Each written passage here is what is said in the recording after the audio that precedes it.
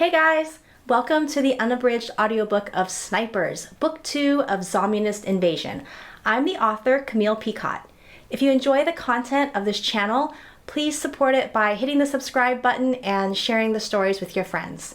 Thanks so much, and I hope you enjoy this next installment. Chapter 35 Bohemian Grove. Something rustled in the trees behind them. Cassie spun around in time to see a Russian soldier lunge out of the darkness and slash at Leo with a knife. "Look out!" she screamed. A second Soviet popped up and aimed his machine gun right at Jennifer.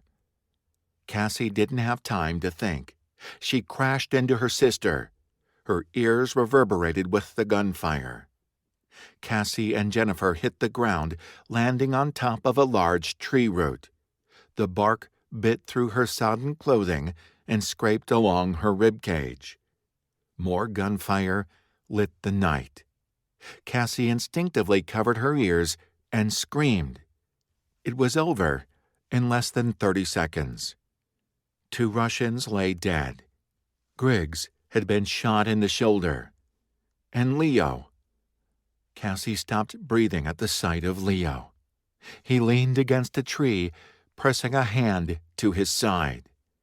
Even in the dark, Cassie saw dark liquid seeping through the fabric of his flannel shirt. "Leo!" She ran to him, pressing her hands over his, as if that could help. "Fucker cut me," Leo ground out. Cassie dropped her pack and yanked it open. Nona had sent her with a small first aid kit. Griggs groaned, also leaning up against a tree. "Hurts like a motherfucker." He gripped his shoulder wound. "I found it." Cassie held up the small first aid kit. Her heart sank as she registered its small size. There was no way it contained enough bandages. She yanked it open anyway, rifling through the contents. She found only one roll of bandage. "We only have one." Panic threatened to choke her. "Wrap Leo," Jennifer told her. She turned to Bruce. "Cut off my sleeve. We'll use it to bandage Griggs." Bruce pulled out his knife and cut off the sleeve of her shirt with curt efficiency. "Did the bullet go through you, man?" Spill asked Griggs. "Think so." Griggs was sweating from the pain. "Take this." Cassie handed Leo 2 painkillers from the kit, then handed another 2 to Griggs. The men swallowed them dry. "Let me see it," Cassie said to Leo. When he raised his hand from the wound, blood gushed out. Cassie dragged the edge of his wet shirt out of his even wetter jeans. The gash was long, wrapping from the front of Leo's lean torso all the way around to the back. The sight of it made Cassie's eyes water with tears. Even though Leo was alive and standing right in front of her, she was hit with a wave of crippling loss. In that split second, she understood how much it would cost her if anything happened to him. The mutants were still out there. They had once again begun to howl on both sides of the river. How long before the monsters hunted them down and ate them like rabbits? Or would the Russians find them first? Cassie heard nearby shouting. There were more Soviets out there. Fear nearly choked her. Cassie couldn't remember ever feeling so frightened, which, all things considered, said a lot. She was pretty sure she was going to have PTSD for the rest of her life, if she lived that long.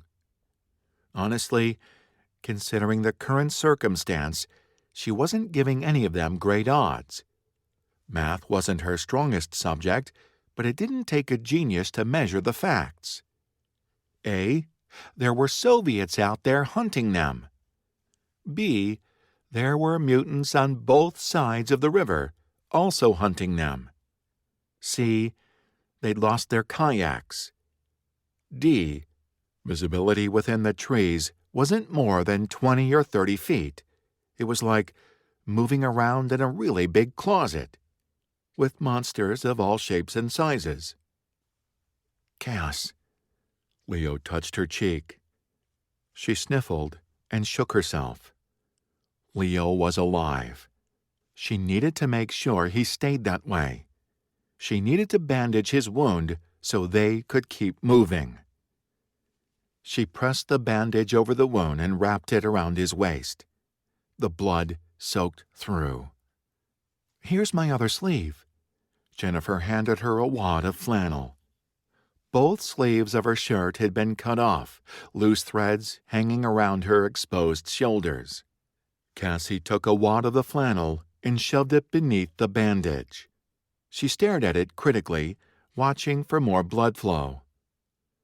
"Thanks, Squirt." Leo gave her a smile that didn't quite touch his eyes. It occurred to her that Leo was scared shitless like the rest of them. She swallowed, summoning every scrap of courage she could find. "You're welcome, jockface." This time, the smile did touch his eyes. Leo pushed off the tree. Pain pinched the corners of his eyes and mouth. "Griggs, you okay?" he asked. The soldier's shoulder had been wrapped with Jennifer's flannel sleeve. Griggs grunted. "Rambo makes this shit look easy." That may have brought a round of laughter if the Soviets couldn't be heard out there in the forest. Cassie wasn't sure what was more frightening, Soviets or mutants. "We keep moving," Leo said. "Stay alert. Come on." This time, Spill took the lead. Leo insisted on bringing up the rear, even though he walked slightly hunched over his wound. Cassie kept both hands on her machine gun, ready to shoot anything that moved. The howling was getting closer. She couldn't hear the Russians anymore, but she had no illusion to the fact they were out there. What were they doing out here anyway? They were in the middle of nowhere. Soviets were definitely scarier, she decided. At least mutants would crack open their skulls and kill them quickly. There was no telling what the Soviets would do if they captured them. Catcalls erupted off to their left. Cassie jumped, but she couldn't see anything. It was too dark under the tree canopy. They were being taunted by the Russians. "They're making so much noise," Jennifer whispered. "They must not know their Nejet immunization doesn't work on mutants." Cassie's mind spun. Jennifer was right. They could use this to their advantage. "There's a chance the Russians and mutants will kill each other off if we give them the chance. We should find a place to hide." "But where?" Jennifer asked. "We're in the middle of a forest. Hell, we don't even know where we are." "What the hell is that?" Spill ground to an abrupt halt. Cassie stopped, gaping. Out of the darkness rose a giant thing. What the heck was it? "It's an owl," Griggs said, dumbstruck. It was an owl. It had to be at least 30 feet high and made entirely out of cement. And it was out here in the middle of the woods, surrounded by a large wooden dais. Where the hell were they? "We're in the Bohemian Grove," Jennifer breathed. "I worked here one summer." The Bohemian Grove. The place was infamous around West County, though Cassie had never been here before. It was a private, men's-only campground for the rich and famous. Every year for 2 weeks in July, rich men descended on the elite, secretive campground. Rumors said that plots to control the world were hatched in the Bohemian Grove. She knew for a fact that Ronald Reagan was a member. Richard Nixon, too, and even Walter Cronkite. She'd even heard the Manhattan Project had been hatched here. and Jennifer had worked here one summer with the club's catering company. "Come on," Jennifer said. "I know a place we can hide." She led the way, threading through the trees. Cassie glimpsed well-worn dirt paths, which Jennifer avoided like the plague. The Soviets had gone silent. So had the mutants. Cassie's shiver had nothing to do with her sodden clothing. If they could just get to the hiding place, everything would be okay. Or at least, this is what she kept telling herself. "There's a small general store just up ahead," Jennifer whispered. "One of the girls I worked with used to hide cigarettes under the back porch. We can hide under there." Cassie had a brief glimpse of the darkness moving. A large shape detached itself from the trees and launched itself through the air. "Look out!" she cried. The mutant tackled Griggs. Spill and Leo were on them in a flash. They didn't shoot for fear of killing Griggs. They instead attacked with knives, going for the monster's head. And then another shadow detached itself from the darkness. It came straight for Cassie and Jennifer. Cassie reacted. She opened fire, depressing the trigger of her machine gun with her right forefinger. She did the best to aim for the head, though it was hard to tell in the dark. Jennifer joined her, the two of them peppering the air with bullets. The mutant tripped and went down, skidding through the pine needles. Cassie and Jennifer just kept shooting. Cassie registered a mashed-up head as the thing came to a stop in front of them. "Move!" Leo hissed.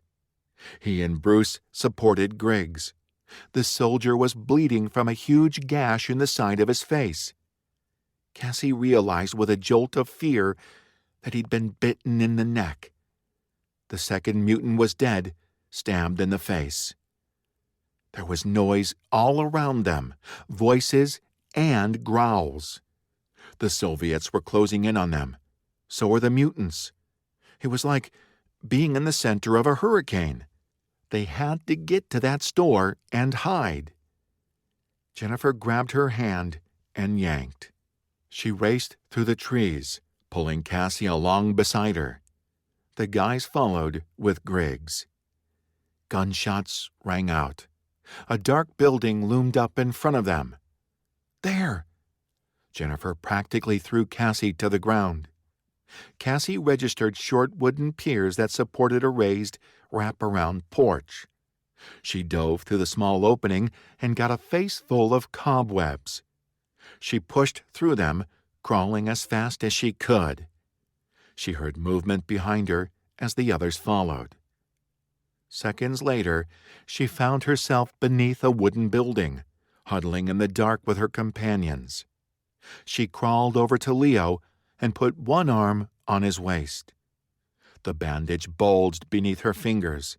She wasn't sure if the damp was from river water or his blood. Leo drew her close and pressed his forehead against hers. Cassie squeezed her eyes shut, listening to the sounds outside. The Russians were out there. Their boots crunched on the dry sticks and pine needles. They spoke in mocking tones, catcalling to them again. They were going to find them. It was only a matter of time. And then what? Two of their strongest fighters were wounded. They were all cowering in the dirt like animals. She couldn't believe it, but she was actually praying for the mutants to come. They were the only things that might help them get out of this alive. But that was a very, very big maybe.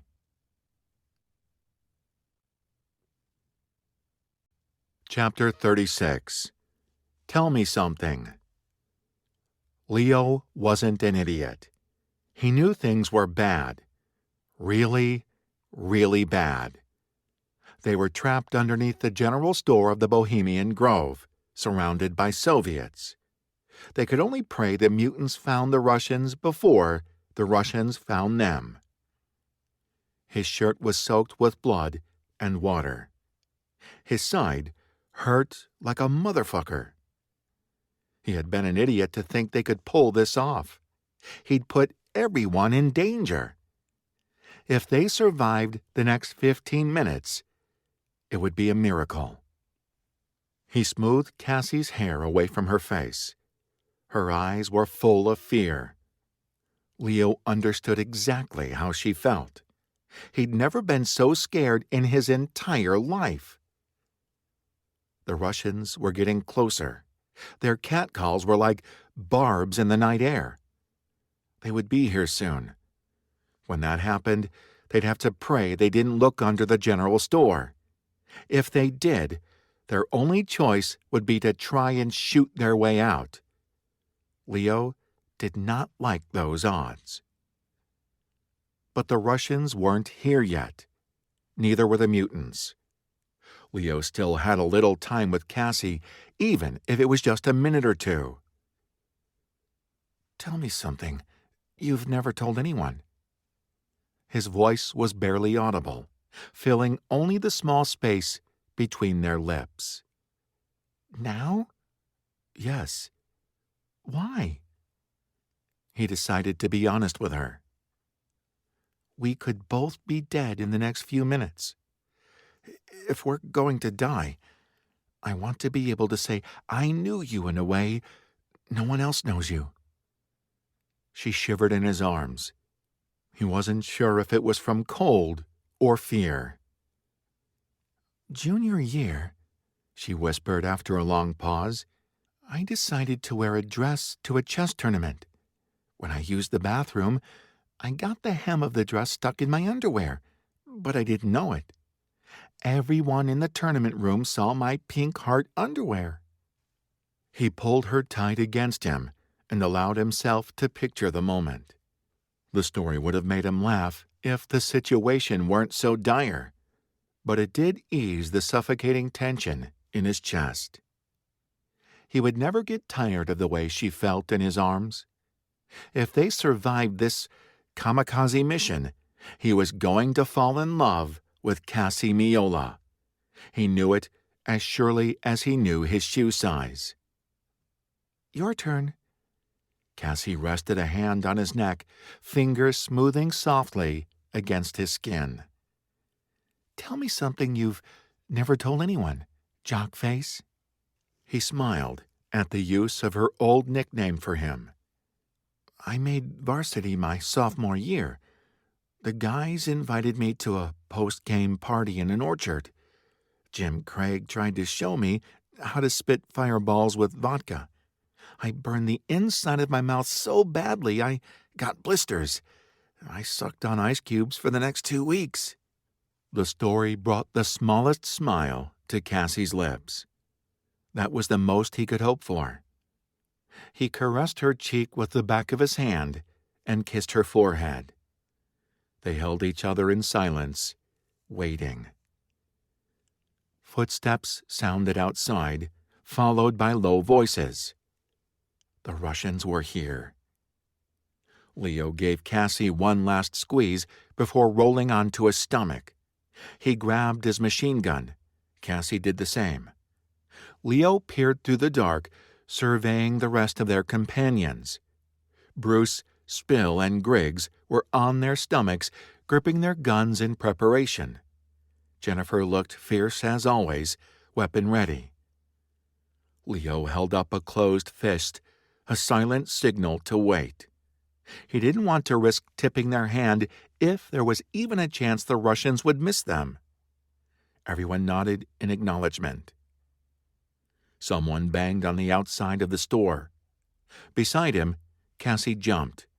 He put a hand on her shoulder to steady her. Glass shattered overhead. Boots rang on the wooden floorboards as soldiers rushed into the general store. Spill rolled onto his back, pointing his gun upward. He cast Leo a questioning look. Leo shook his head. They needed to hold their position for as long as possible. There was still a chance the Soviets would overlook their hiding place.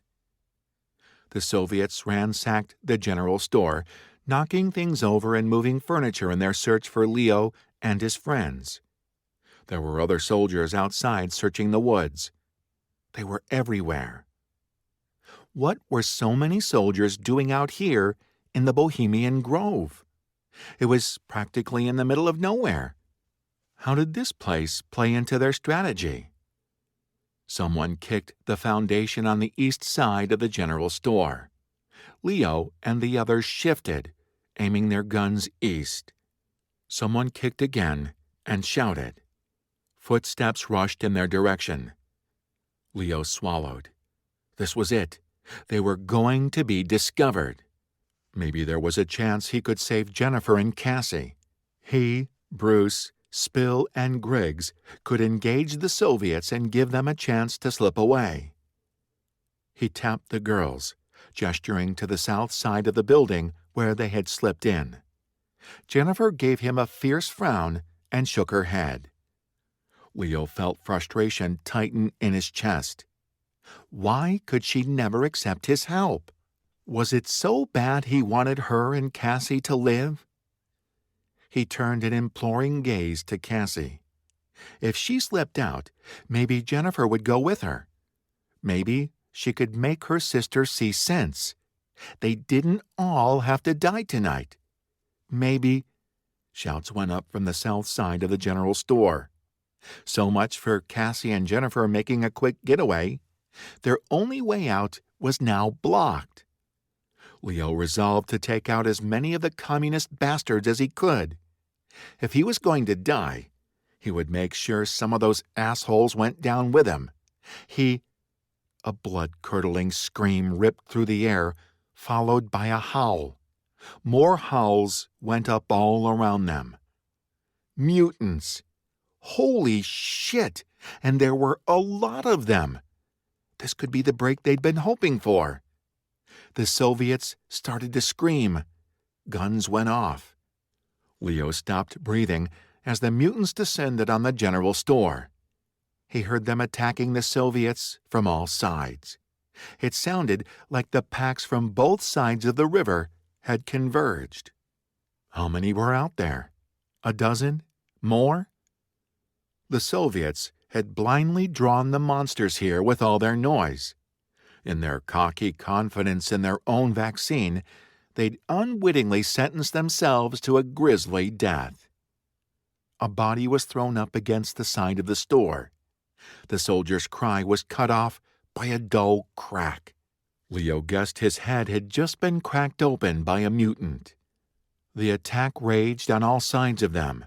Leo and his team were in the middle of the maelstrom. It sounded like World War III out there.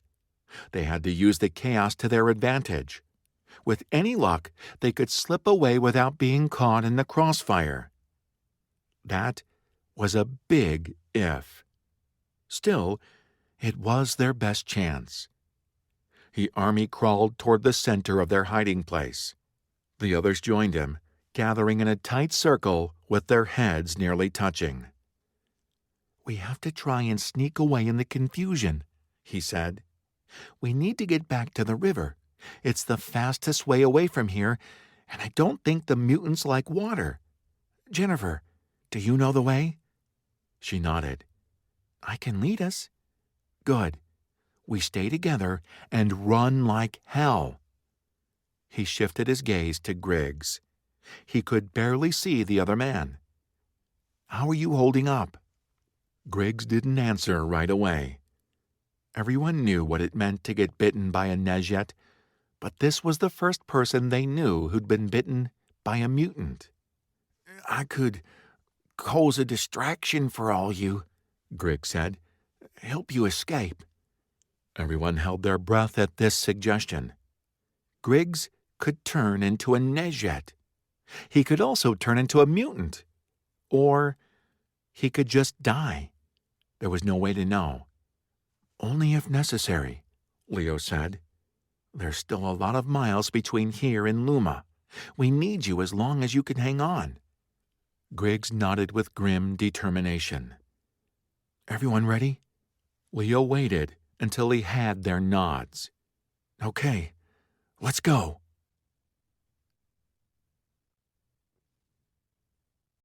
Chapter 37. Flight. Part of Cassie was numb with cold. This was a result of her sodden clothes and the cool night air. The rest of her was hot with fear. Her heart beat with a spike of adrenaline as she crawled out from under the general store and paused with the others beneath the porch. Her head pounded. She was pretty sure she wasn't cut out to be a guerrilla soldier. Still, she was going to give it her best. She sure as hell didn't want to die. Next time, though, she let Leo sideline her. Chess players were much better suited to bench warming than guerrilla fighting. They were at the back of the store, on the side closest to the trees. Cassie tried to assess the scene, but visibility was limited due to their position. It was also incredibly dark. "On 3, Leo said. He gave her hand a squeeze. 1, 2, 3. They bolted out like rabbits. Once free of the porch, Cassie scrambled to her feet and ran. The soaking backpack bounced on her back. Off to one side, she spotted a mutant with 2 dead soldiers. The monster held one of the soldiers in his lap, dipping his fingers into the skull cavity and lapping up brain matter. The sight made Cassie gag. She turned her attention to Jennifer. Her sister had pulled ahead of their small group, leading the way through the Bohemian Grove. The gunfire seemed to be concentrated on the north side of the general store. The screaming was awful. A Soviet had dropped a lantern on the road that snaked through the grove. The light stabbed through the trees and ferns, providing a single snapshot of the melee. Russians and mutants were everywhere. She saw a Soviet in a standoff with a mutant. The terrified man fired shot after shot as the mutant charged him like a bull. The bullets didn't slow him. The mutant knocked him to the ground, swinging a large rock in his fist. There was a dull thud as he cracked open the skull. She kept running. Jennifer kept them in the forest, away from the road that led through the grove. This meant their progress was slowed by undergrowth and fallen trees, but it was better than being out in the open. Cassie alternated between looking around the forest like a frightened deer and watching the ground beneath her feet. She was looking off to the left when Spill tripped in front of her. Cassie's foot caught on his ankle. She went down on top of him. Leo was there in an instant, grabbing her by the arm. Cassie pushed off the ground. Her hand hit something round and hairy. A distant part of her mind knew exactly what she had touched. That same part of her brain screamed for her not to look. But the reactionary part of her mind took over. Her eyes flicked down, looking for the source of the strange thing beneath her fingers. It was a body, a dead girl. And she wasn't the only one. There was a pile of dead girls, nearly a dozen. They were naked, their bodies covered with bruises and blood. Cassie might not know much about sex beyond what she had learned in school, but she knew what the smeared blood on their thighs meant. These girls had been raped and executed, each one of them shot in the head after they'd been used. The girls ranged in age between high school and college, just like her and Jennifer. Cassie bit back a scream. She had wondered what the Soviets were doing in this place. Now she had an answer. Her chest heaved as she struggled to breathe. Leo murmured urgently in her ear, "We can't help them. We have to keep moving." Cassie swallowed and kept running. She glanced back once at the pile of bodies, letting the image sear itself into her brain. She'd seen a lot of terrible things in the last few days. For some reason, this atrocity hit her the hardest. Maybe it was the fact that the girls reminded her of herself and Jennifer. Maybe it was the fact that the Soviets had used them and tossed them away like garbage. Cassie felt something inside her heart shift and harden. Ever since Leo had rescued her and taken her to the snipers' headquarters, she'd wanted to help, to contribute to the war effort. But this was the first time Cassie had ever wanted to kill. She wanted to find the men responsible and kill them with her bare hands. She hardly recognized the rage burning inside her. It was like looking at a stranger. Maybe she was cut out to be a guerrilla. She reminded herself the mutants had the Russians well in hand. She would get her chance to kill Soviets in Luma. By the time they reached the river, the sky had lightened to a dark gray. Cassie's breath frosted the air. The screams and gunfire within the Bohemian Grove had dwindled. She got her first good look at Griggs. He looked awful. His skin was clammy and pale. The bite mark on his neck was puckered and black around the edges. Already, the signs of infection were present. Black veins snaked away from the bite mark, creeping up and down his neck. Griggs noticed everyone staring at him. "I'm still here," he said through gritted teeth. "I'm not that easy to kill." Without another word, he waded into the water. Cassie dreaded the cold touch of the water and wished they had their kayaks. She'd never been a great swimmer. "Suck it up," she told herself. What was a little cold water compared to what those girls had gone through back in the Bohemian Grove? She waded in with the others, inhaling sharply at the cold. Gritting her teeth, she went to the darkest part of the water, where it was deepest. She submerged herself and gave herself up to the current, dog-paddling to keep her head above water. They left the Bohemian Grove behind, riding the river southwest. They soon hit a stretch of river that was too shallow to swim. Cassie dragged her waterlogged body out of the water, shivering from the cold. What she wouldn't give for a fire to dry off and warm her skin. She was determined to keep going no matter what. Her feet sloshed through the ankle-deep water. "How are you doing?" Leo asked beside her. The sky had lightened even more, giving Cassie enough light to see him clearly for the first time in hours. One look at him sent a jolt of fear through her. If possible, he looked even worse than Griggs. His eyes were pinched with pain and fatigue. There was a droop to his shoulders she'd never seen before. His skin was pale. "Leo." "I'm okay, Cass." He looked down at his side. His hand was pressed against the bandage she'd placed over his wound. "I just need to be stitched up. The cut won't stop bleeding." The breath left her lungs. Leo was not okay.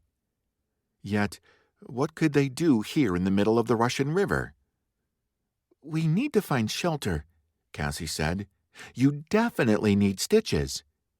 She didn't even want to think about the types of bacteria and other river scum that might have gotten into his wound. "Soon," he agreed. "When we leave the water, I want more distance between us and the Bohemian Grove."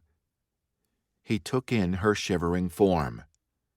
"We all need some place to dry off and rest. We can't pull off an attack on Luma in this state." The river once again deepened. They re-entered the water and resumed swimming. If they survived this mission, Cassie wasn't sure she'd ever want to swim again. "How much farther do you think we need to go?" she asked no one in particular. "I think we're just past Duncan's Mills," Jennifer replied.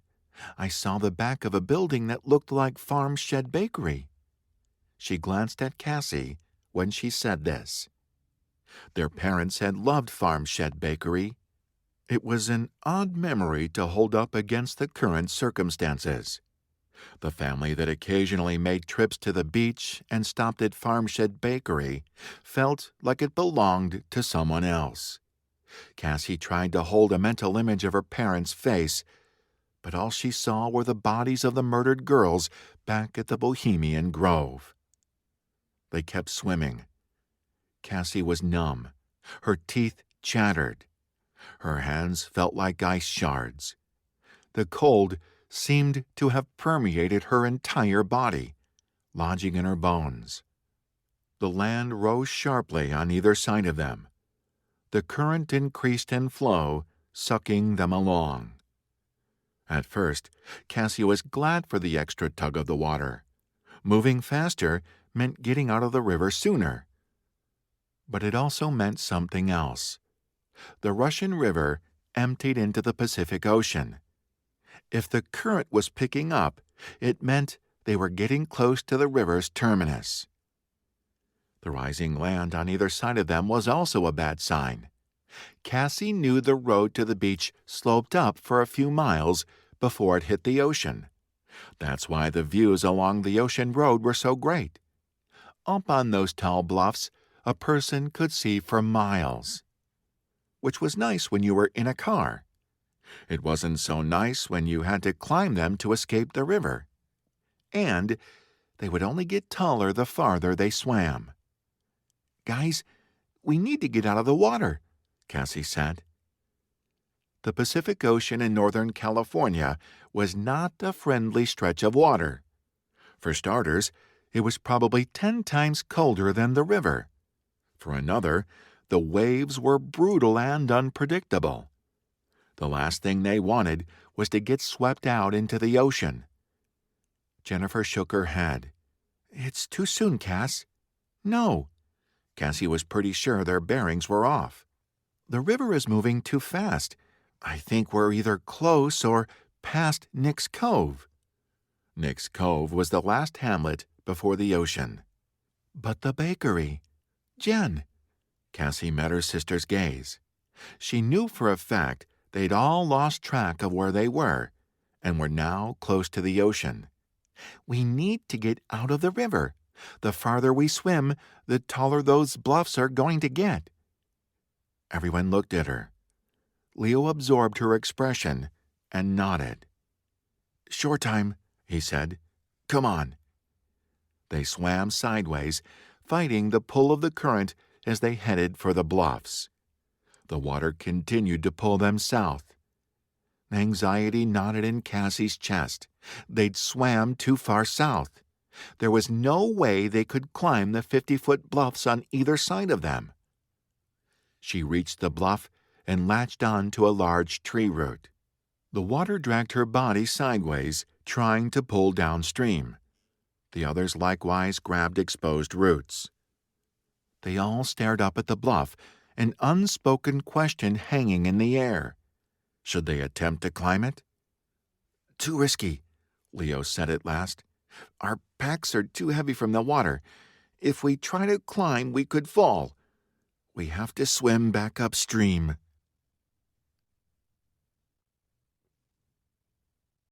Chapter 38. Upstream. This was not going to be easy. Leo locked his fatigue away in a distant part of his mind. All he wanted to do was lie down and sleep. He'd lost too much blood.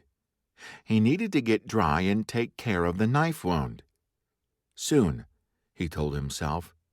As soon as they got out of the river, they'd find a place to dry off and warm up. There were homes and cabins scattered throughout the woods. They would find one of those. Leo turned his attention upstream. If he hadn't been feeling like shit, he would have realized they'd gone too far. Thank God Cassie had been paying attention. It was easy to get turned around when you were in the middle of nowhere with no landmarks. He held tight to the tree root and pulled, simultaneously pushing against the river bottom with his boots. Going upstream was always 5 times harder than going downstream. Even though the water of the Russian River was mild in comparison to the larger, more popular rafting rivers, it was still a river. The water was waist-high on him.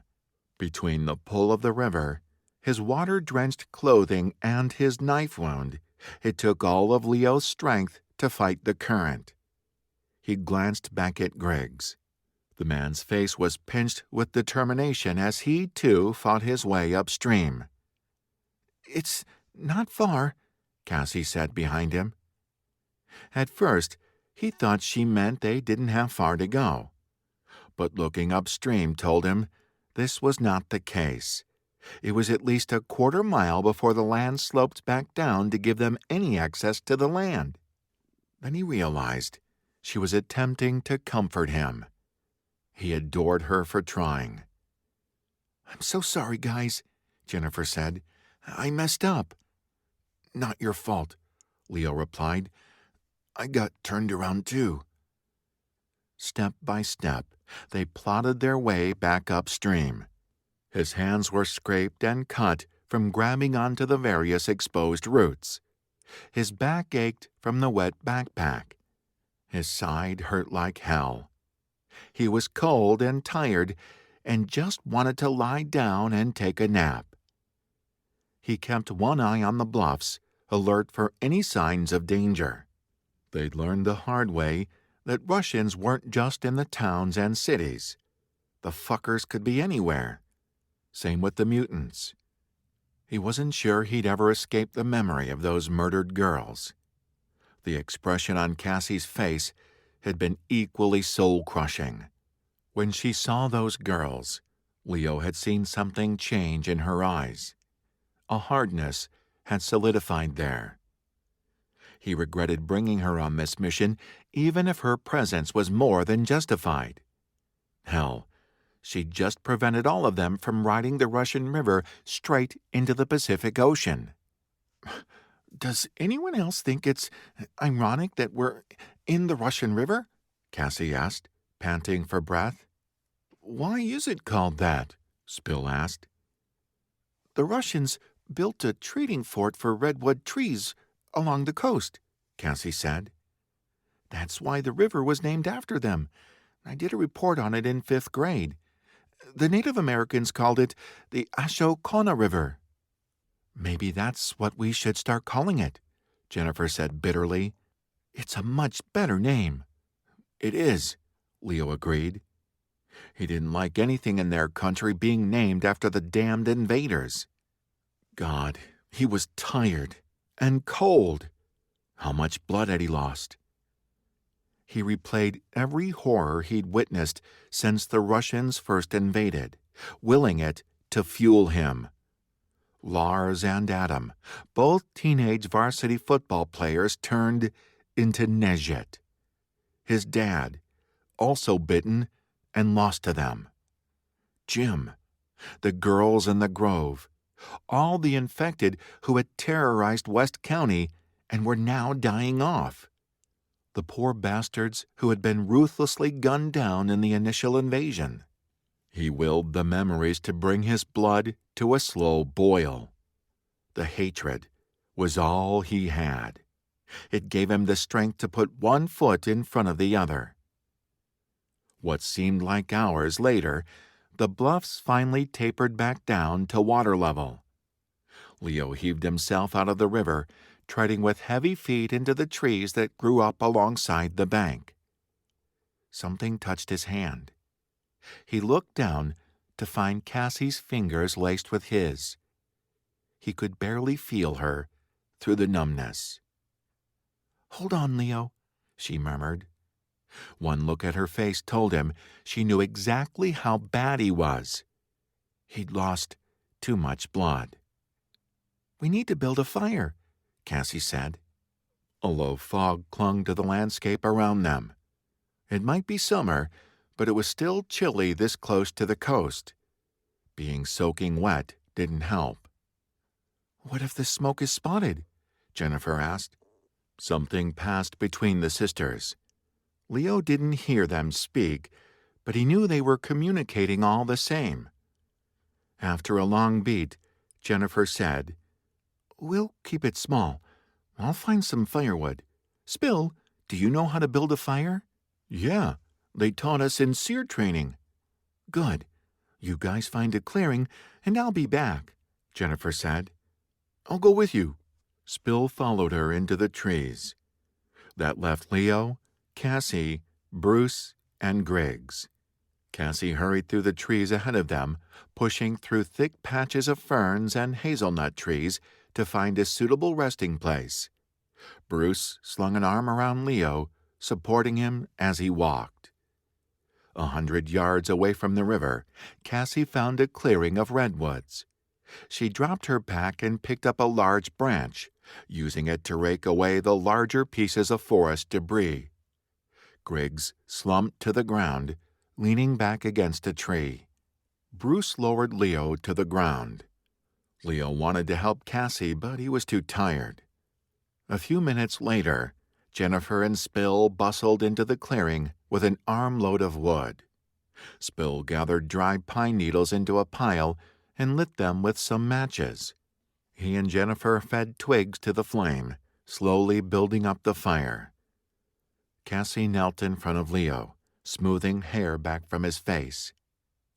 "We have to get your shirt off so I can see your knife wound."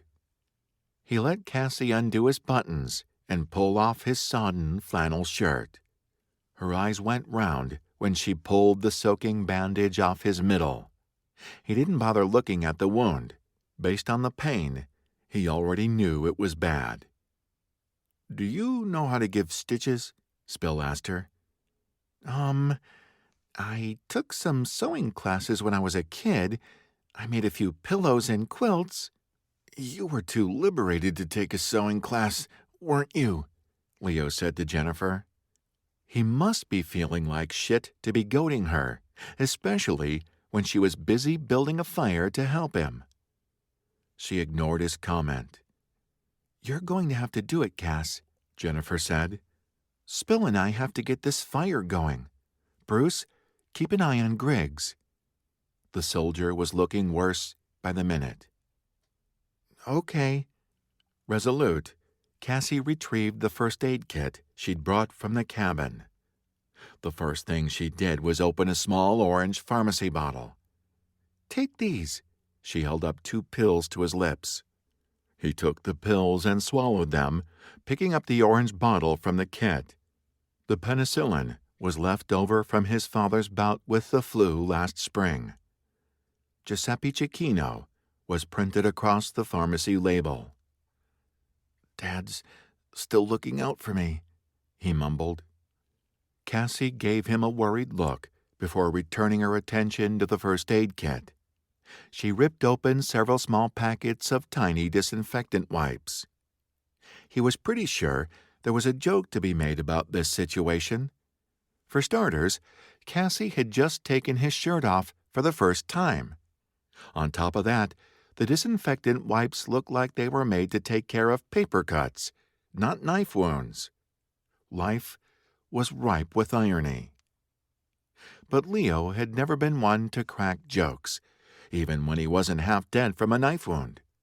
He'd always been on the serious side. His mom used to call him her serious one. Jennifer had complained about him being too serious back in high school. Hell, that was one of the reasons she dumped him. He touched the side of Cassie's face as she worked on his side, enjoying the feel of her skin beneath his fingertips. He didn't think she minded his serious side. "I hope you're ready to be stitched up by an amateur." She returned his touch with a soft one of her own. "It will leave a scar." All he cared about was surviving the next 15 minutes. "Stitch me up, Cassie." Lips pursed, she nodded and got to work. He closed his eyes, fatigue threatening to pull him under. The first sting of the needle brought his eyes flying open. After the pain of the knife wound, he hadn't expected a tiny needle to hurt. He'd been wrong. At least it helped him stay awake. He knew falling asleep from blood loss could be fatal. He had to fight to stay awake as long as possible. He dug his fingers into the dirt as Cassie sewed, grinding his teeth against the sting. "You okay?" She paused only long enough to look up at him. "Fine," he said between gritted teeth. 20 minutes later, Cassie tied off the thread. Spill and Jennifer had a raging fire. Leo sagged against his tree with relief. "You need to get closer to the flames." Cassie took his hand and helped him to his feet. He let her lead him up to the edge of the fire. She sat down cross-legged and pulled him down beside her. "Lay down," she said. "Rest. We'll keep watch." Leo didn't argue. He pillowed his head in her lap. The last thing he registered before passing out was the feeling of her fingers in his hair. Would you like to listen to this unabridged audiobook without commercials? Head over to my online store at Authors Direct, where all of my audiobooks are $7.99 or less. You can download the free Authors Direct app to listen to the story on the go, or you can listen directly on your computer using their online listening device. The link to my Authors Direct store is in the show notes. Thanks so much. Chapter 39. To Die a Hero. Cassie combed her fingers through Leo's hair, letting the warmth of the fire sink into her. The heat of the flames reached her through her wet shirt. Part of her shirt had already dried, as had Leo's hair. When she ran a hand down his rib cage, his skin was warm. She took that as a good sign. Bruce was on the other side of the flames, periodically feeding wood into the fire to keep it going. Jennifer had opened up all the packs and spread everything out to dry. Spill was checking all the weapons and cleaning them. Griggs sat cross-legged on Cassie's other side, pulling pine needles off a branch and flicking them into the flames. He and Spill kept exchanging looks. The soldier was starting to scare her. The infected veins had spread quickly. They now inched their way over his jaw. How much longer before he turned? She glanced over at a machine gun, wondering if they would have to use it to put him down. Put him down. Like Griggs was an animal. She despised the Russians for doing this to them, for making them hurt people they knew and loved. Now what? Cassie's voice was dry and raspy. She realized the others hadn't heard her. She cleared her throat and tried again. "Now what?" Jennifer's eyes flicked up. "We warm up and rest, Cass. We wait for Leo to wake up." "I know that part," Cassie replied. "I mean, how are we going to get to Luma?"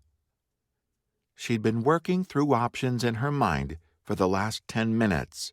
Assuming they found their way out of the woods, they could travel by car, bike, foot, or boat. "We need to eat." Jennifer retrieved some of the food Nona had packed for them, which consisted of dried venison and 2 loaves of bread. Luckily, Nona had packed all the food in Ziplocs, so it was all dry.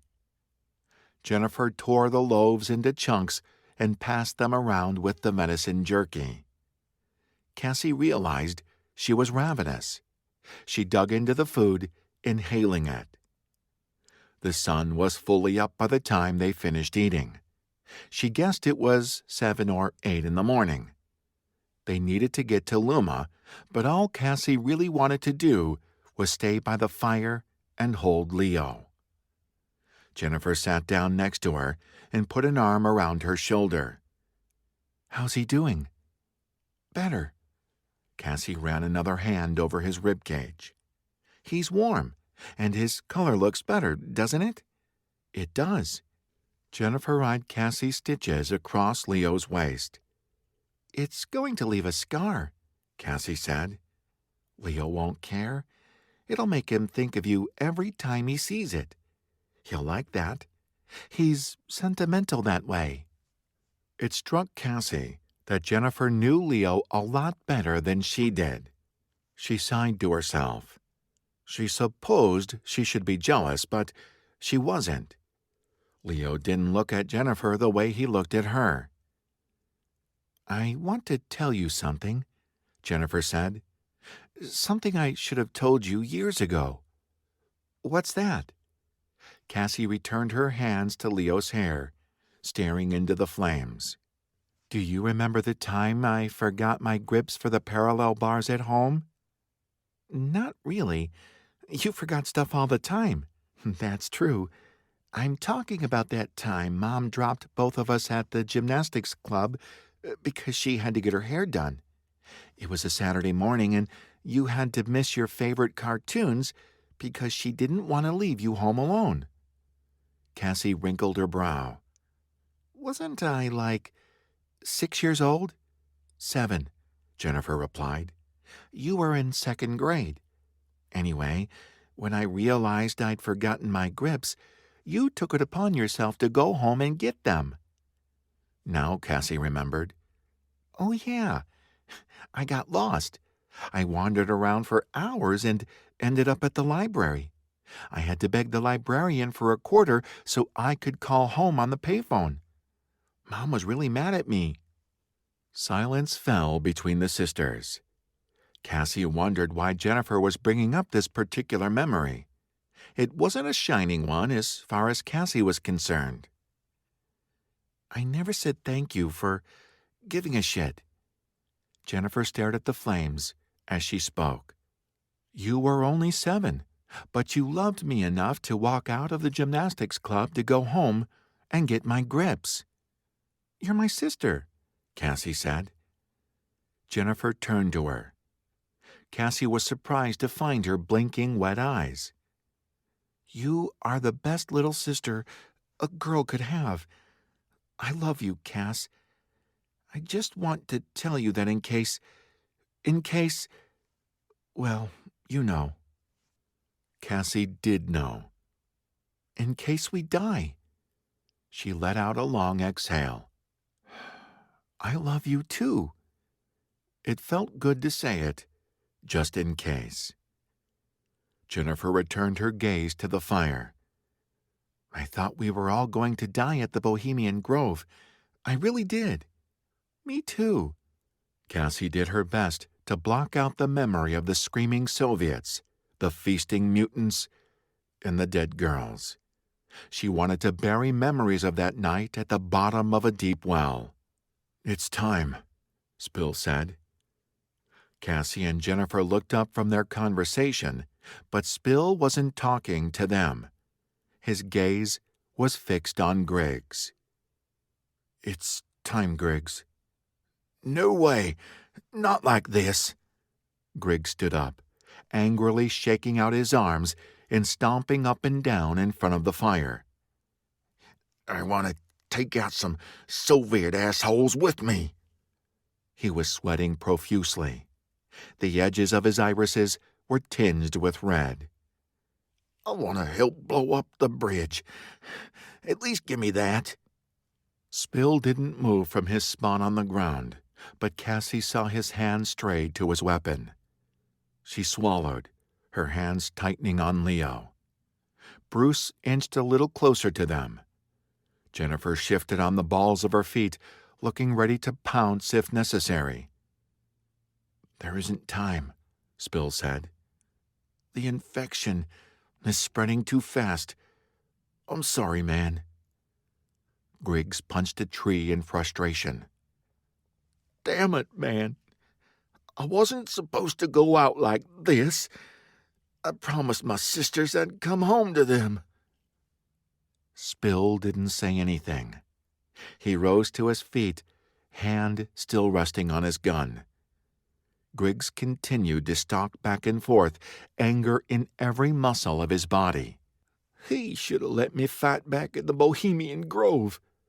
Griggs stabbed a finger at the sleeping Leo. "I could have died fighting." Cassie licked her lips. "I saw you die back in the grove," she said slowly. "You fought off 2 mutants so the rest of us could get away. Griggs rounded on her. What are you talking about? Jennifer understood what Cassie was trying to say. I saw it too, she said. 2 mutants would have captured us if you hadn't sacrificed yourself and fought them off. Cassie's throat tightened as understanding dawned in Griggs' eyes. The anger went out of him. His shoulders sagged with the grief of defeat. I saw it too, Spill said. You died bravely in battle. That's what will go into my debriefing. Everyone will know you died a hero. If you live long enough to give anyone a report, Griggs said bitterly, America might not even survive this invasion. He heaved a sigh, leaning up against a tree. He scratched at the infected veins seeping up his cheek. More disappeared into his hairline along his neck. I promised my sisters. Spill held out his hand. Give me your tags. If I survive, I'll make sure they get them. I'll make sure they know you died a hero. Time stretched as the 2 soldiers eyed each other. Bruce inched a little closer to Griggs in case he'd tried to bolt. Jennifer rested her hands on her machine gun, mouth set in a hard line. Tension swelled on every side of the crackling fire. You have to do it, Griggs swallowed. You have to do it for me, man. I'm Catholic. I can't kill myself. Spill's eyes widened, but he nodded. Griggs turned to Cassie and the others. It's been a pleasure to serve with all of you. He gave them a sharp salute. Give the communist bastards hell when you get to Luma Bridge. We will, Jennifer said. Pleasure to serve, Bruce said. Griggs gave Cassie a weak smile. Give 'em hell. Yes, Captain. She nodded, throat too tight to speak. She wanted to say something, but words completely failed her. What could she say to a condemned man? With one last look at them, Griggs strode away from the fire. Spill followed him. Cassie, Jennifer, and Bruce sat in a tight knot around Leo. Cassie could hardly breathe. Would Griggs really go through with it? Or would he fight off Spill and make a run for it? What if he tried to fight Spill? What if he turned completely before... A single shot cracked through the trees. Cassie jumped. So did Leo. He bolted upright in alarm, the top of his head cracking into Cassie's chin. What happened? He gasped, looking around in alarm. What's going on? Spill walked back into the clearing. His eyes were hollow. Griggs's dog tags clinked in one hand. The dead man's fatigue shirt was wadded in the other. He must have taken those for Griggs's family. He died a hero. Spill's voice was wooden as he shoved the dog tags into a pocket. We all saw it. We all saw it. Cassie's voice was so soft she wasn't sure it even carried until Spill nodded at her. Leo exhaled and slumped back into Cassie's lap. Griggs? He died a hero, Spill repeated. No one said anything else.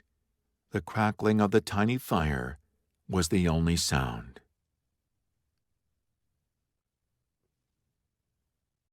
Chapter 40. Battle Dress. We have to move out. Leo swallowed his last piece of dried meat and pushed resolutely to his feet. His side ached, but he felt better after another nap, some more painkillers, and food.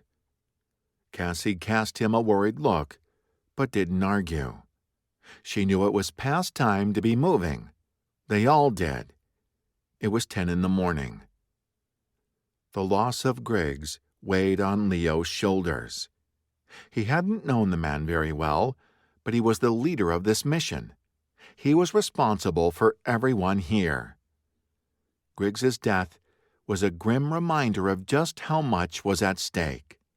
They might not make it back from Luma. It was odd to think that, less than a week and a half ago, his biggest problem in life had been picking apples. That last muggy morning he'd spent in the orchard with Dal and his dad was now a cherished memory. "What's the plan?" It was the first time Spill had spoken since declaring Griggs a hero. "There are a lot of homes in these woods," Leo said. "We find a car and drive south. We stick to the backcountry roads and get to Luma." Hopefully, they would be able to avoid Soviet patrols. Leo's shirt was a bloody, sodden mess on the forest floor. He hadn't brought a replacement. There hadn't been room in his pack.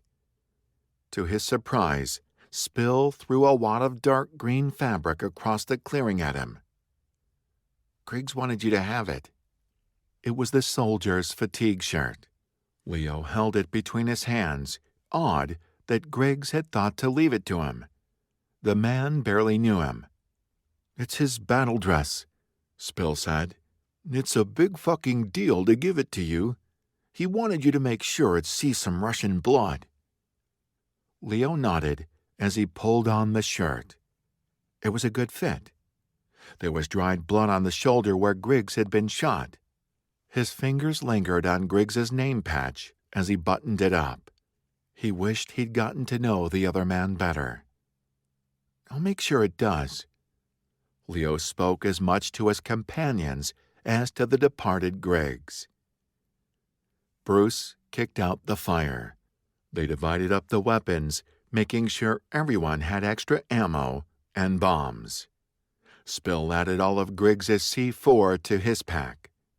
Nona had even sent an extra spool of fuse wire, which Jennifer tucked into her pack. They set out on foot. It wasn't long before they came to a one-lane gravel road. Leo spotted a familiar red mailbox with a blue bird painted on one side. "I know where we are." "You do?" Jennifer wrinkled her brow at him. "The owner of Gravenstein Pie lives a mile that way," Leo gestured. "She was a friend of my mom's. I used to deliver apples to her house." "Does that mean you know where we can get a car?" Bruce asked. "Yep." 15 minutes later, they drove down the gravel road in an old Jeep with faded gray paint. The keys had been found in the cigarette ashtray. People who lived out here in the country never worried about theft. Leo drove, keeping them to remote roads as they navigated south.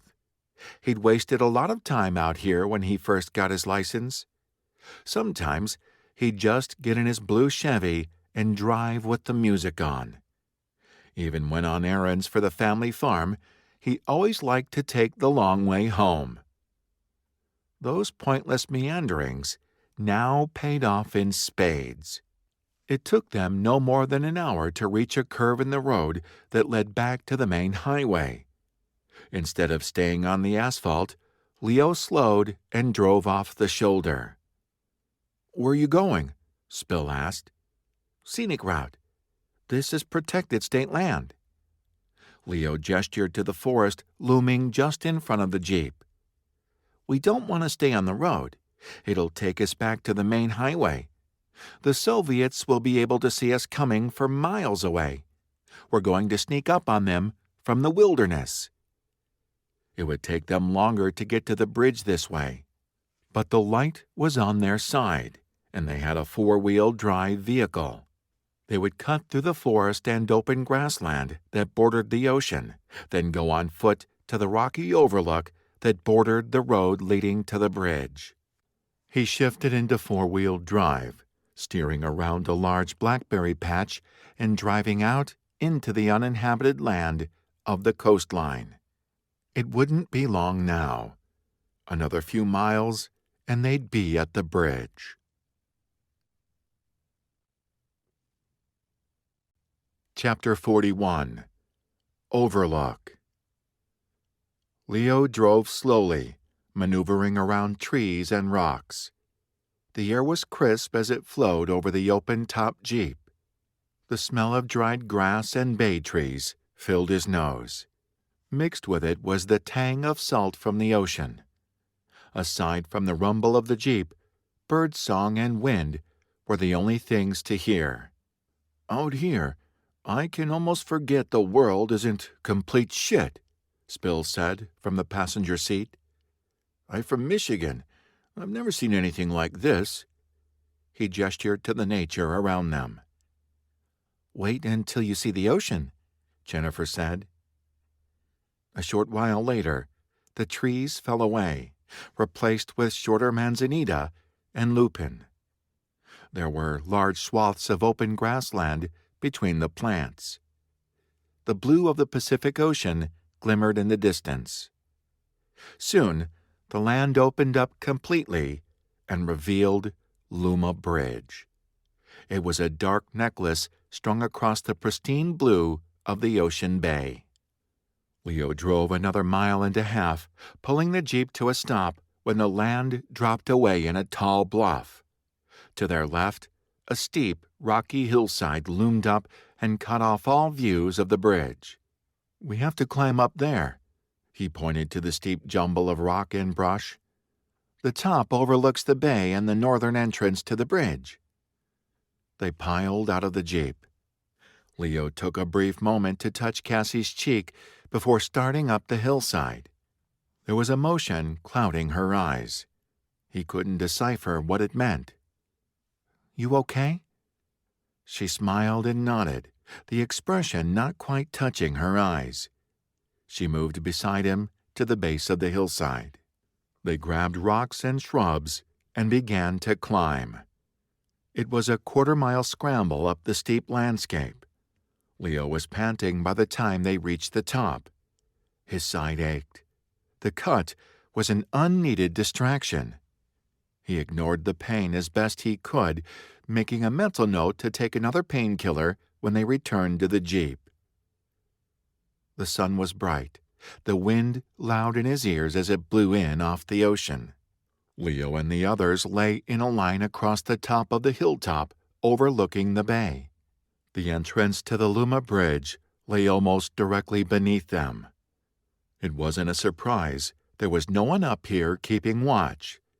The cliffside sloping down to the bridge was dizzyingly steep. There were no roads to the top. If Leo hadn't spent his life out here and didn't have a decent sense of direction, he wouldn't have been able to find it. He pulled out his binoculars and studied the scene below them. "What do you see?" Spill asked. "Two Jeeps on either side of the bridge," Leo said. 8 Soviets on each side. Minimal weapons. They have their standard machine guns and handguns. That's it. I don't even see RPGs mounted on their rigs. 16 against 5. Spill's voice was grim. "Those aren't great odds." "We've gone up against worse," Jennifer replied. "Besides, only 8 of them are on this side." "How do we know if the buses have come or not?" Cassie asked. "We don't," Spill said. "Our best estimate is that they'll arrive sometime within the next 24 hours. Leo passed the binoculars down the line, letting everyone get a chance to look through them. Before leaving Pole Mountain, he'd ripped the necessary page out of the anarchist's cookbook. It was folded into a neat square and sealed inside a Ziploc. It was in his back pocket with his wallet, wrinkled from the journey, but at least it was dry. He spread out the page from the anarchist's cookbook on a rock. Cassie leaned in beside him to study it. "The truss bridge is one of the strongest in the world," Cassie read, "and offers many problems for the saboteur. Be very careful when planning a sabotage of this type." "I don't like the sound of that," Spill muttered. "No kidding," Jennifer said. "We have to blow the main cantilever on either side of the central foundation pier." Cassie chewed her bottom lip. "We're going to have to get to the middle of the bridge and climb up trusses to place the explosives. If we don't destroy trusses on either side of the central pier, the Russians will be able to repair any damage we make." A beat passed. No one said a word as they took in the enormous bridge before them. It was several miles long. Climbing up the trusses would be no easy feat. It didn't help that it was hundreds of feet above the water, and they had no safety cables or nets. Leo had once seen a documentary on the construction of the Golden Gate Bridge. A handful of men had died building that bridge when they slipped and fell into the water. "I can do it," Jennifer said. "I can climb it."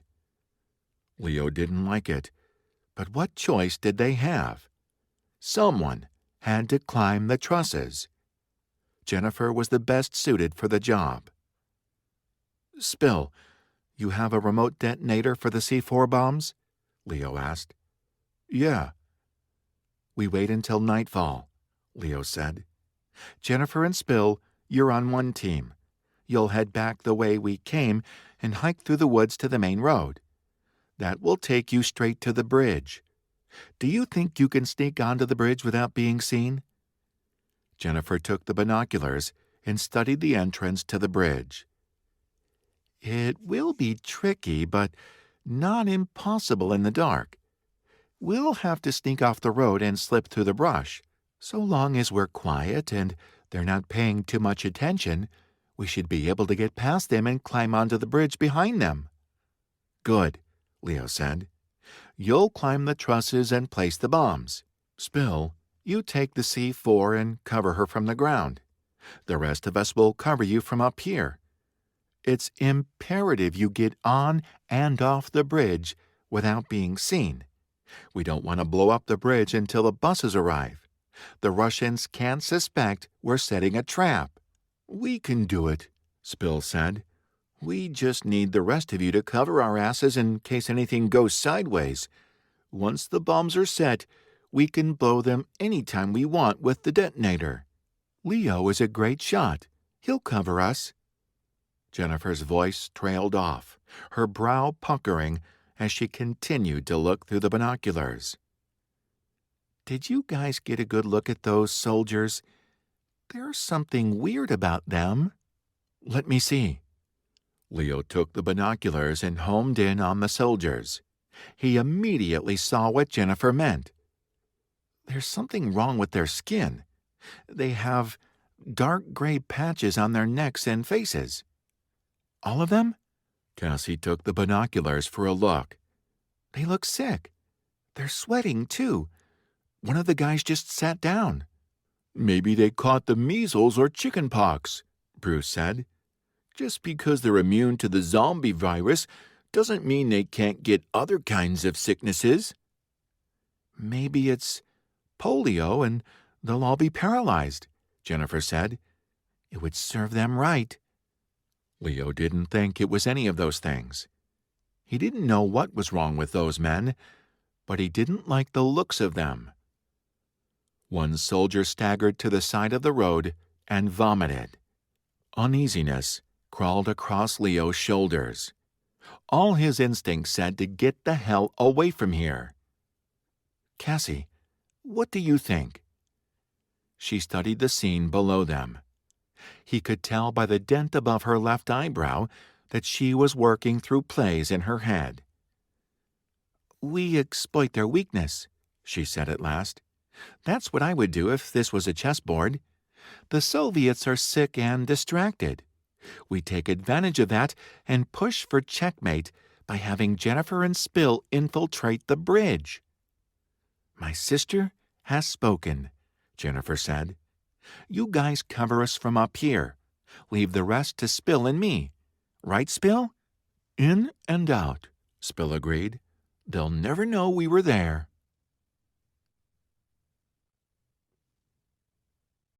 Chapter 42. Asters. They had a few hours before nightfall. Cassie and the others returned to the beat-up old jeep to get some food and rest before their nighttime attack. Leo drew Cassie aside, pulling her into a clump of trees. She was happy for a few private moments with him.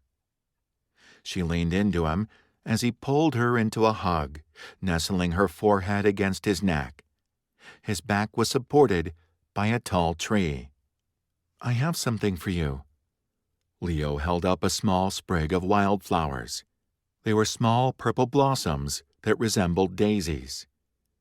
"Asters." Cassie leaned her nose into the petals and inhaled the soft scent. "They're so pretty. Thank you." "They're the best I could do out here." Leo tucked the sprig into the front pocket of her flannel shirt. "How you holding up? You look worried." He smoothed his hands down her back. "There's a lot of things to worry about." She let out a long sigh, deciding to be brutally honest with him. "I knew what I was signing up for, but losing Griggs made it all the more real, you know? Almost losing you made it real." She rested her hand lightly over his knife wound. "I'm scared, Leo." He kissed the base of her throat, lips lingering just above her black night. His fingers fiddled with the pendant as he leaned back to look at her. "I'm scared too, Cass. I probably shouldn't tell you that. I should probably tell you that everything will be fine. That's what a real leader would do, right?" "I'd know you were lying." She tightened her arms around him. "How does your side feel?" "It's fine." She poked him in the chest. "Liar." He smiled. "It hurts a little. I'll take another Tylenol before tonight." They held each other, softly exchanging kisses. Cassie almost melted when his hand slipped under her shirt and caressed her stomach. She'd been doing a lot of thinking on the drive here. Too much thinking, probably. Jennifer always said she had a tendency to overthink things. But Cassie had come to several conclusions. A. There was a high probability none of them would make it back to the Cicchino family cabin. Between Russians, mutant zombies, and their mission to sabotage the Luma Bridge, the odds of survival were stacked against them. B. If her time on Earth was limited, she wanted to make the best of every second she had left. C. She'd fought in battles and killed enemy soldiers, but was still a virgin. D. There were lots of ways to lose one's virginity. She suspected some of those dead girls back in the Bohemian Grove had been virgins. E. Sometime in the last 2 hours, Cassie had decided she did not want to be a virgin anymore. She wasn't sure why she hadn't figured this out sooner. There were plenty of things to cling to in war: hope, friendships, memories. Virginity didn't make the list, not by a long shot. F. She wanted Leo. Her mind raced as she tried to find the right way to broach the topic with him. She wasn't like Jennifer. She didn't have guys falling at her feet. Hell, she wouldn't even be with Leo now if he hadn't made his feelings clear. She might be a whiz on the chessboard, but she had zero strategy when it came to guys. On top of that, Leo was wounded. Was it even right to ask this of him when he had a knife wound? "What's wrong, Cassie?" Leo cupped her face in his hands, thumbs stroking her cheekbones. "I know something's bothering you." "It's more than just being scared. Tell me what it is." A wry chuckle shook his chest. "I'm not sure I can fix whatever is wrong, but I want to try." She decided just to say it. "I don't want to die a virgin." What? He couldn't have looked more shocked if she'd slapped him. Her heart beat erratically in her chest, but she was too far in to stop now. "I don't want to die." "You're not going to die." "You don't know that. We could all die tonight. We could all survive and make it home, he countered, frowning at her. I don't want you to sleep with me just because you're afraid you're going to die. It had all come out wrong. She tried again. Her heart was beating so fast it was hard to breathe. I didn't mean it like that. I just mean...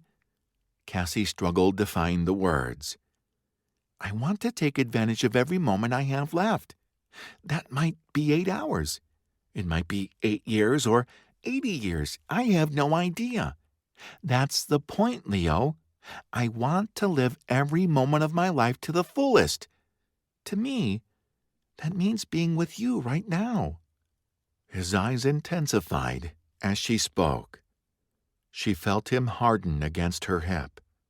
He kept his hands locked around her face, thumbs still tracing the lines of her cheekbones. I want you too, he said. But do you really want your first time to be out here in the woods? It should be someplace nice, with a bed and privacy. It's beautiful out here, she countered. It's not the beach, but it's pretty darn close. At least we can hear the ocean. She was running out of ammunition, but she wasn't giving up. Also, we both swam in the river. When is the next time we'll be this clean? She frowned at him. She was starting to feel like an idiot. Are you really going to make me beg? I didn't think it was supposed to be this hard to get a guy to take a girl's clothes off. He chuckled, crushing her against him. I'm not trying to make you beg, Cass. I just want to make sure it's what you really want. You can't take back this sort of thing. I don't want you to look back and regret it. She wrinkled her brow at him.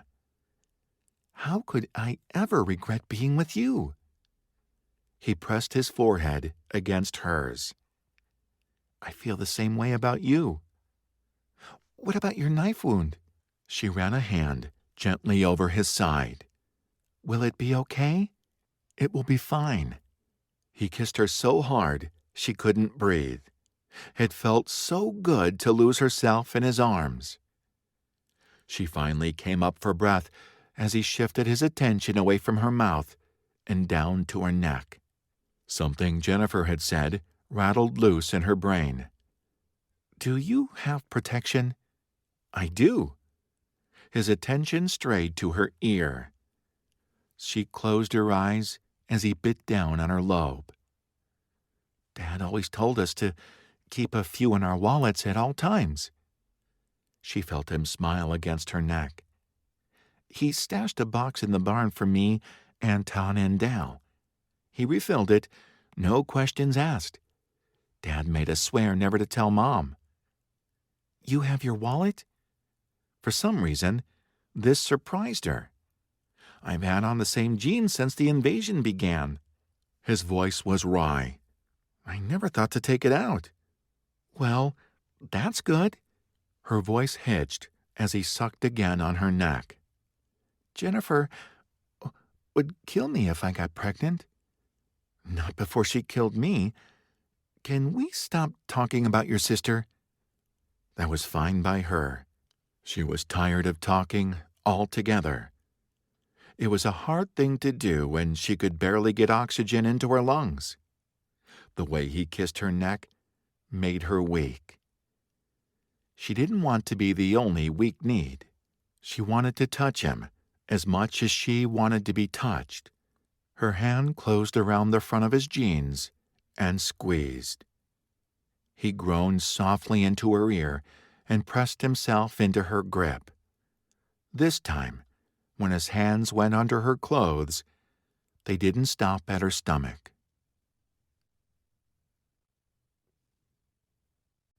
Chapter 43.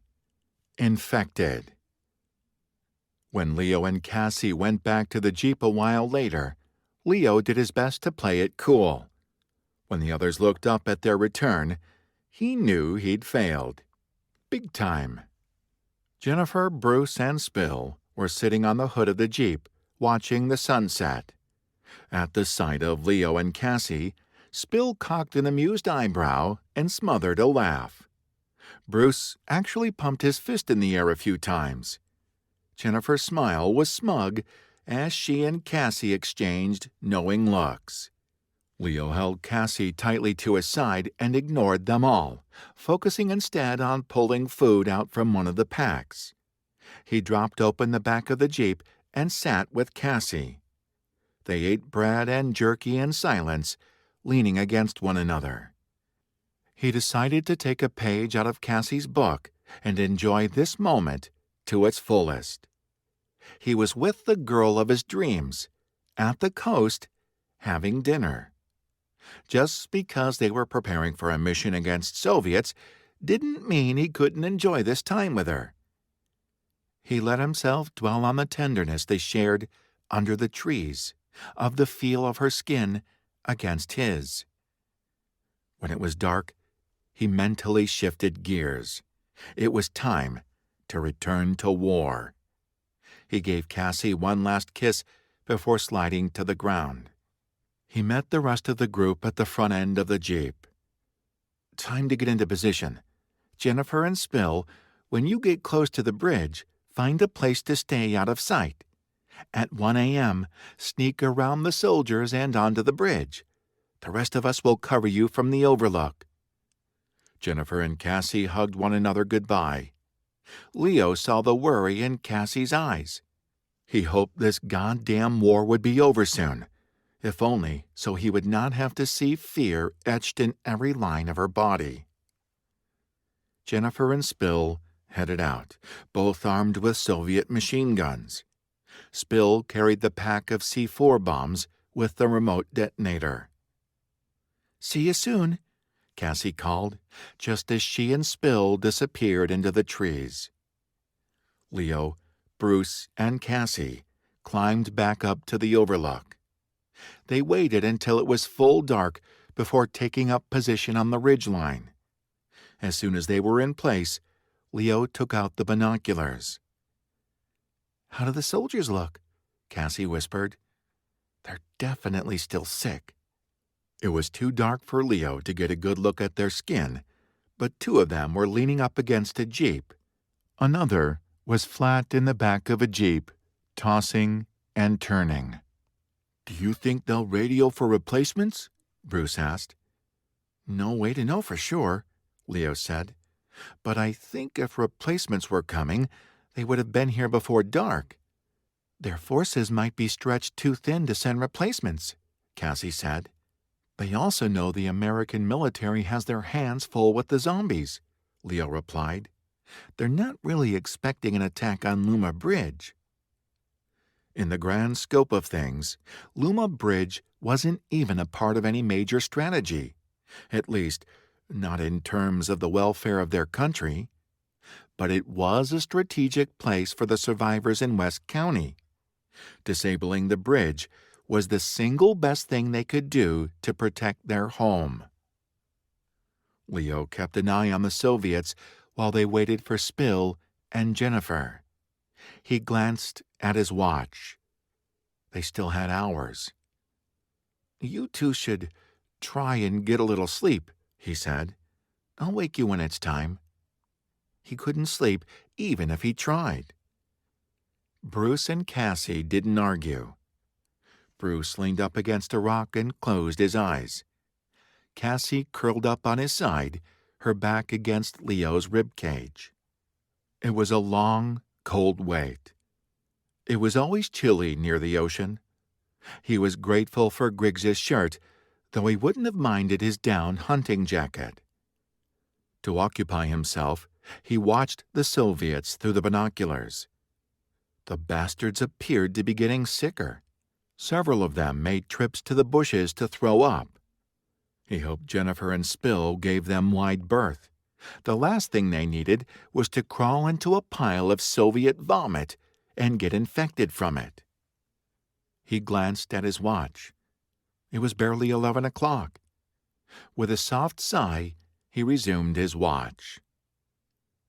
It was just past 1 in the morning when he finally spotted Jennifer and Spill. They had made it past the Soviets to the slope below the bridge. Jennifer jumped, grabbed the side of the bridge, and climbed up under the railing. Spill was right behind her. "Cassie," Leo nudged her.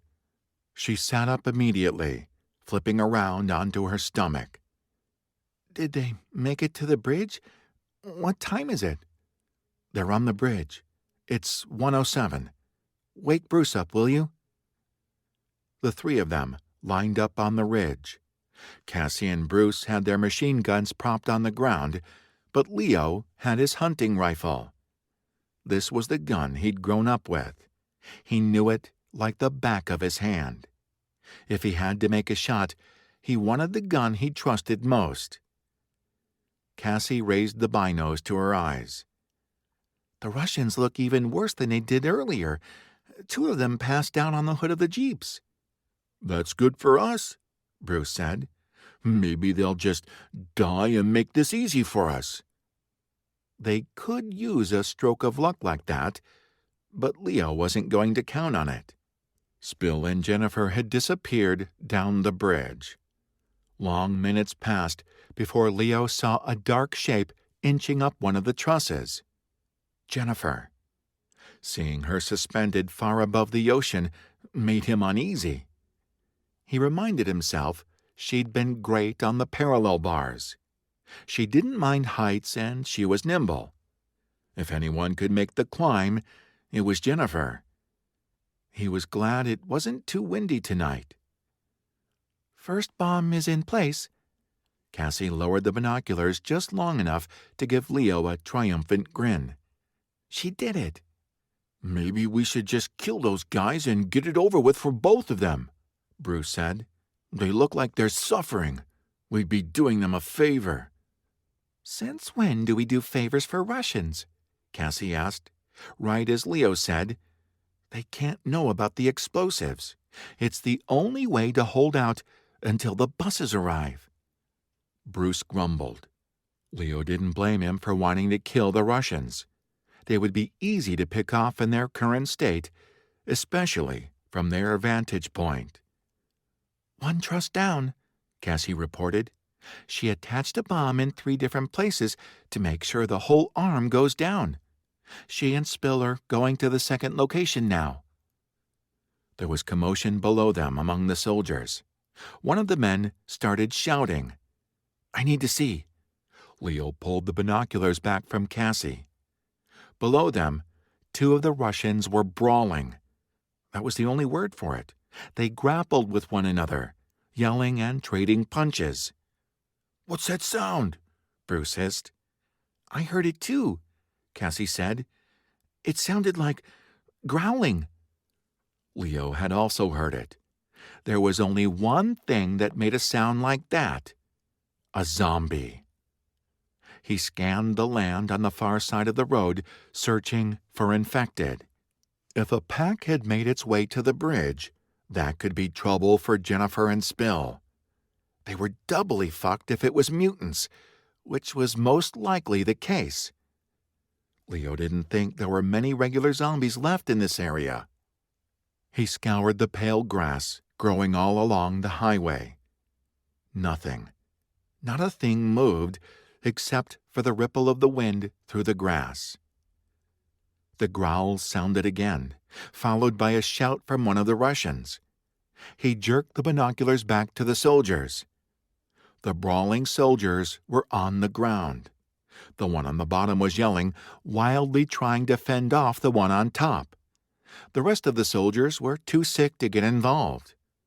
Another one was throwing up again. Leo's uneasiness ratcheted up several notches.